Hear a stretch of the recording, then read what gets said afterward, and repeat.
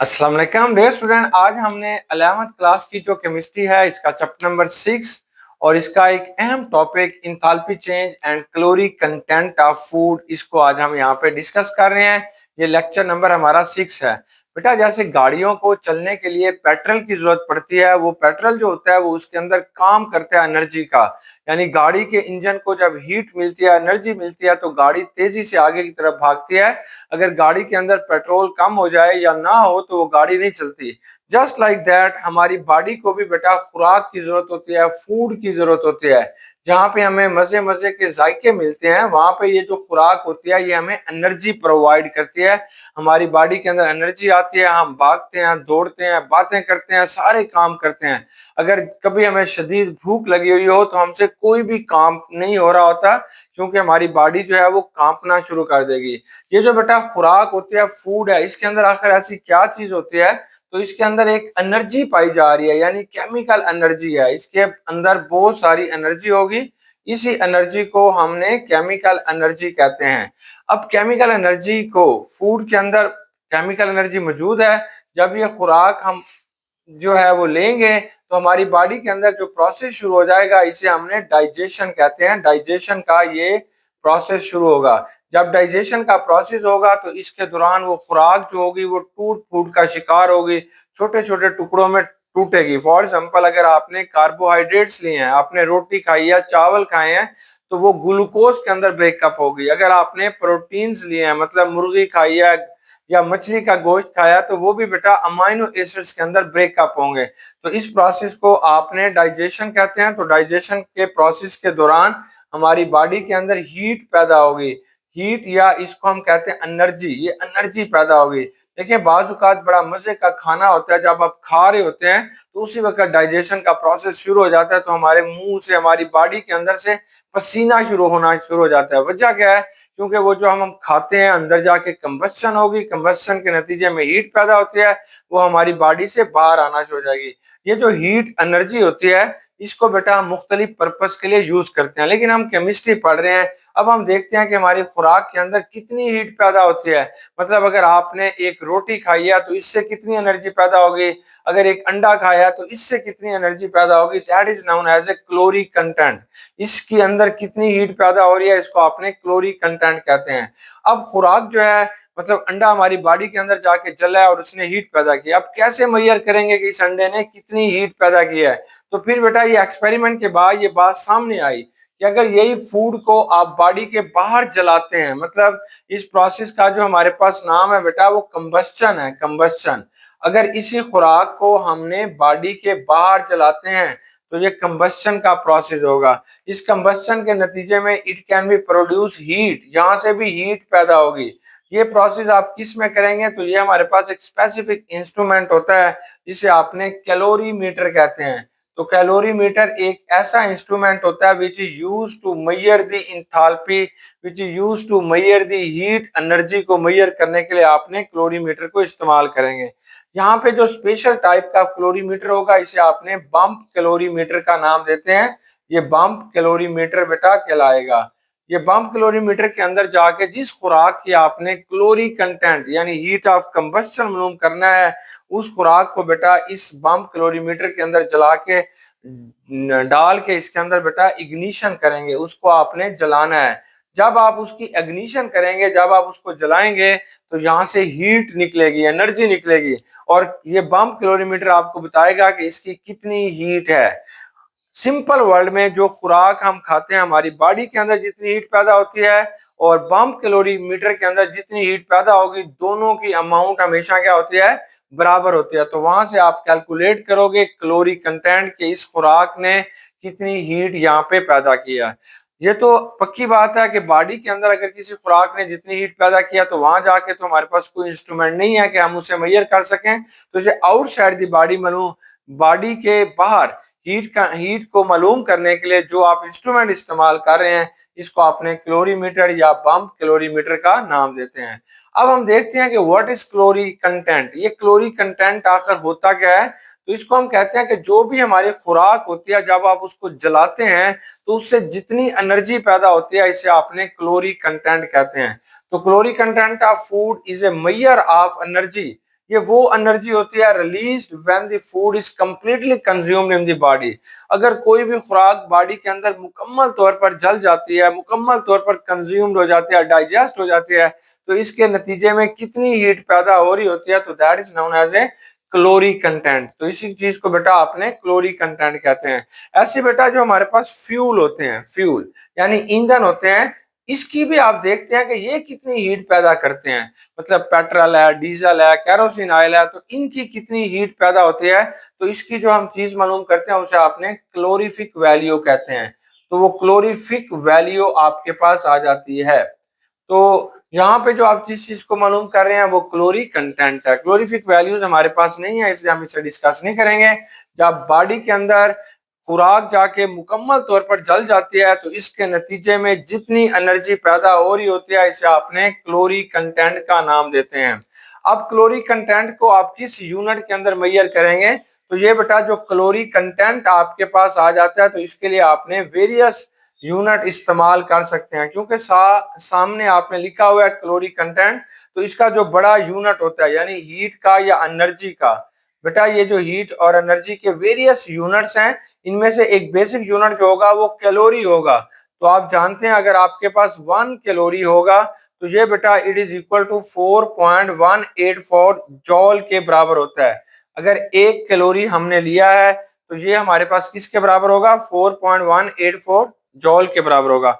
अगर बच्चों हमारे पास 1 जॉल है, तो वो कितने कैलोरी के बराबर होगा, तो वो बराबर होगा 4184 को 1 से डिवाइड कर देंगे, तो ये कैलोरीज आ जाएगी। तो ये 1 joule is equal to 0.239 calories के बराबर हो जाएगा। यानी कैलोरी जो होगा ये एक बड़ा यूनिट है, जबकि ये जो जॉल है वो बच्चों हमारे पास क्या एक स्मॉल यूनिट है। तो अगर हमारे पास कैलोरी कंटेंट को मालूम करने का जो फार्मूला होता है, यहाँ पे आपने रिलेशनशिप देखनी है, relationship between enthalpy change and calorie content. तो यहाँ पे आपने जिस चीज को मालूम करना चाहते हैं वो है इंथैल्पी चेंज, के इसके अंदर इंथैल्पी चेंज कितनी आती है। व्हाट इज इंथैल्पी चेंज, किसी भी बॉडी के अंदर जो टोटल हीट होती है, जो टोटल एनर्जी होती है, जब वो एक जगह से दूसरी जगह जाएगी, तो उसके अंदर इंथैल्पी चेंज क्या होगी। मतलब जो खुराक आपने खाई है, इसके अंदर एक हीट या एनर्जी या केमिकल एनर्जी स्टोर थी, जब वही चीज हमने खा लिया है, तो हमारी बॉडी के अंदर कितनी इसने जाके हीट पैदा किया है। तो इंथैल्पी ऑफ फूड और enthalpy of that food in our body. तो अब यहाँ से आपने जो चीज मालूम करेंगे उसे आप कहते हैं इंथैल्पी चेंज, के हीट के अंदर तब्दीली आ गया। तो क्लोरी कंटेंट का क्या फार्मूला होगा, क्लोरी कंटेंट बराबर है डेल्टा एच नॉट सी, इसे हम कहते हैं स्टैंडर्ड इंथैल्पी ऑफ कंबस्शन, जिसे आपने किलो जूल पर ग्राम में लेते हैं, that is divided by 4.184 kilo joule पर किलो कैलोरी से जब आप इसे डिवाइड करेंगे, तो जो आपके पास आंसर आएगा that is known as a calorie content. तो इसी चीज को बेटा आपने क्लोरी कंटेंट कहते हैं। अब हमने एक एग्जांपल लेते हैं कि आप किस तरीके से क्लोरी कंटेंट को मालूम करेंगे। तो बेटा यहाँ पे जिस चीज की आपने एग्जांपल को डिस्कस करते हैं वो ग्लूकोज को लेते हैं। देखिए आपने रोटी खाई, आपने चावल खाए, दैट इज ए कार्बोहाइड्रेट्स, ये कार्बोहाइड्रेट्स हैं। जब ये हमारी बॉडी के अंदर जाते हैं, तो they can be breakup into A basic unit that is called glucose. तो ये बेटा हमारे पास एक ग्लूकोज है C6H12O6, ये ग्लूकोज है। अब ग्लूकोज जैसे हमारी बॉडी के अंदर जाएगा, तो माइटोकॉन्ड्रिया में जाके इसकी ऑक्सीडेशन हो जाएगी। ऑक्सीडेशन से मुराद है इस ग्लूकोज को अब ऑक्सीजन के साथ वो जलना शुरू हो जाएगा, ये ऑक्सीजन के साथ मिलेगा और इसकी एग्निशन होगी, ये जलेगा, कंबस्शन होगी। जब कंबस्शन होती है, तो आप जानते हैं जब भी कोई चीज जलती है, तो उसमें दो चीजें पैदा होती हैं, एक कार्बन डाइऑक्साइड बच्चों पैदा हो रहा होता है, और दूसरा इसके अंदर है पानी पैदा होगा। इसमें 6 मोल कार्बन डाइऑक्साइड के होंगे और 6 मोल ही बच्चों इसमें वाटर के होंगे, और इसके नतीजे में हीट पैदा होगी। ये पानी और कार्बन डाइऑक्साइड पैदा होगा, पानी हमारे पास पसीना या मुख्तलिफ तरीकों से बॉडी से बाहर चले जाएगा, ऐसे कार्बन डाइऑक्साइड भी सांस के जरिए जिस्म से बाहर चली जाएगी। लेकिन जो इसमें हीट पैदा हो रही है, असल चीज हमारी वो है जिसको आप वेरियस पर्पस के लिए बॉडी यूज करेगी, और साथ बच्चों इसके क्या होगी, हीट पैदा हो रही है, इसके दरमियान में एनर्जी पैदा हो रही है, जो एक्चुअली हमारे में चाहिए है, जो एक्चुअली हमारे पास एक क्लोरी कंटेंट है। यहाँ पे जो इंथैल्पी ऑफ कंबस्शन है, कि जब ये जली तो इसकी कितनी वैल्यू आपके पास आई, तो -2803 किलो जूल पर मोल, ये 1803 किलो जोल बेटा पर मोल जो होगा इसने एनर्जी को रिलीज किया। इतनी सारी एनर्जी यहाँ से रिलीज होती है जब ये जलेगा। अब इसी ग्लूकोज के एक मोल को एक मोल को लेके जाके हम बम कैलोरीमीटर के अंदर जलाते हैं, तब भी हमारे पास इतनी ही हीट रिलीज होती है। तो इसलिए हम कहते हैं कि चाहे बॉडी के अंदर हीट पैदा हो रही है, चाहे बॉडी के बाहर हीट पैदा हो रही है, दोनों हमेशा क्या होगी, सेम होगी। अब ये किलो जोल पर मोल में है। अब हम देखते हैं कि आपके पास 1 ग्राम अगर ग्लूकोज का होगा तो वहां से कितनी हीट पैदा होती है, 2 ग्राम से कितनी होती है, 100 ग्राम से कितनी होती है। तो अब हम एक स्टैंडर्ड यूनिट बना लेते हैं। तो हमने कैसे मालूम करेंगे, सबसे पहले हमें मोलर मास ऑफ ग्लूकोज आना चाहिए। तो मोलर मास ऑफ ग्लूकोज के ये जो ग्लूकोज बॉडी के अंदर पैदा हुआ है इसका मोलर मास क्या है। तो इसका जो मॉलिक्यूलर फार्मूला है वो C6H12O6 है। अब आप इसका मोलर मास मालूम कीजिए। कार्बन का एटॉमिक मास 12 होता है, 12 मल्टीप्लाई बाई 6। हाइड्रोजन का एटॉमिक मास 1 होता है, मल्टीप्लाई बाई 12। ऑक्सीजन का बेटा 16 होता है, तो 16 मल्टीप्लाई बाई 6। जब ये सबको आप मल्टीप्लाई कर लेंगे तो इसका जवाब आएगा 180।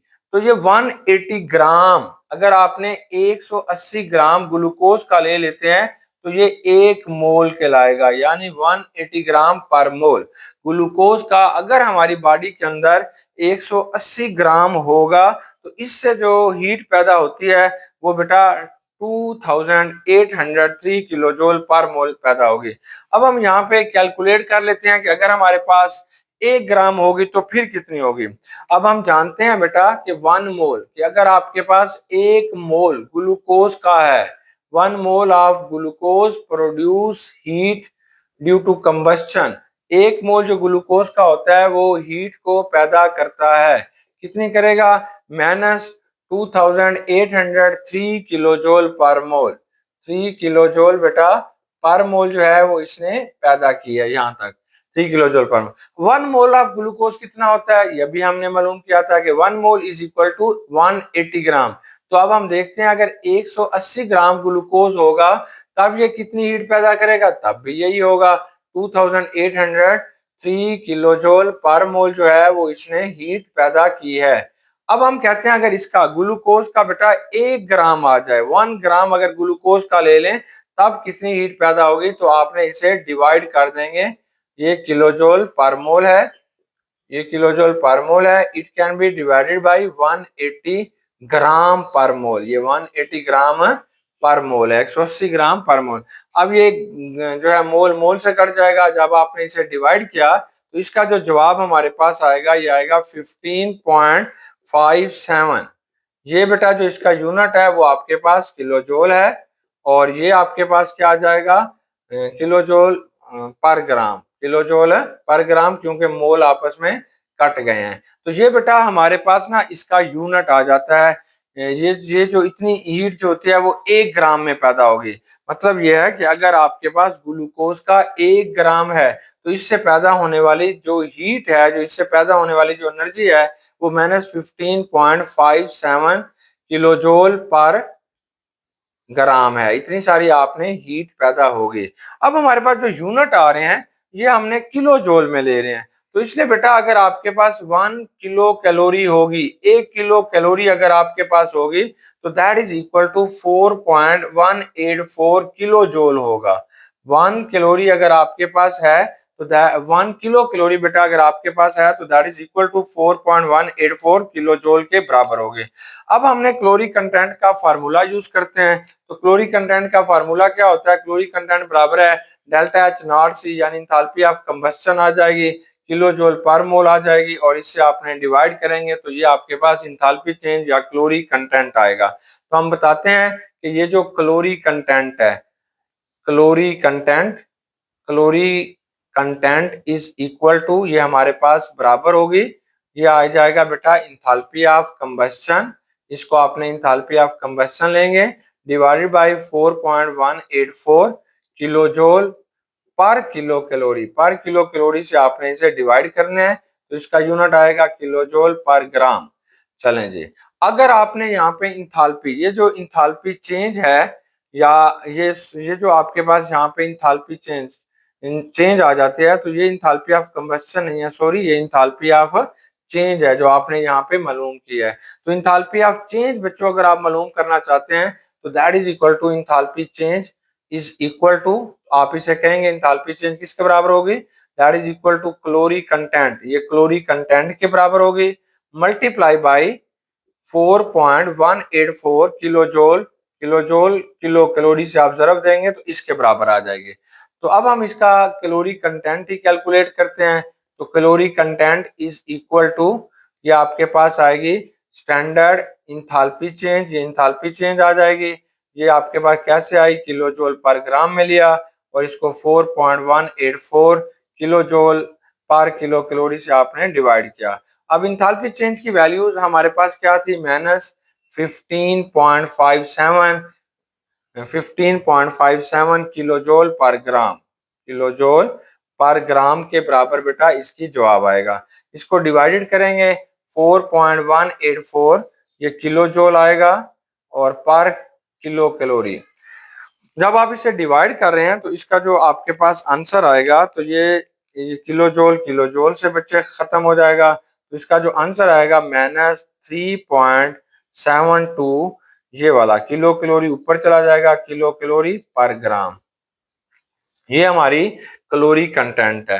तो कैलोरी कंटेंट क्या हुआ कि अगर आपके पास 1 ग्राम ग्लूकोज था, यानी 1 ग्राम अगर बेटा आपने ग्लूकोज खा लिया, यानी चीनी खा ली, ग्लूकोज खा लिया, रोटी खा ली, तो आपसे इतनी सारी हीट वहां पे पैदा होगी, 3.72 किलो कैलोरी पर ग्राम जो है वो यहाँ से हीट या एनर्जी पैदा होती है, जिसे आप मुख्तलिफ पर्पज के लिए फिर यूज करेंगे, भागेंगे, दौड़ेंगे, पढ़ेंगे, शरारतें करेंगे, तो ये सारी हमारे पास क्या होगी, कैलोरी कंटेंट है। तो ये बेटा आपके फाइनल एग्जाम के अंदर एक शॉर्ट क्वेश्चंस के तौर पर ये क्वेश्चन आएगा। बेस्ट विशेष, गुड लक बच्चों, अल्लाह हाफिज।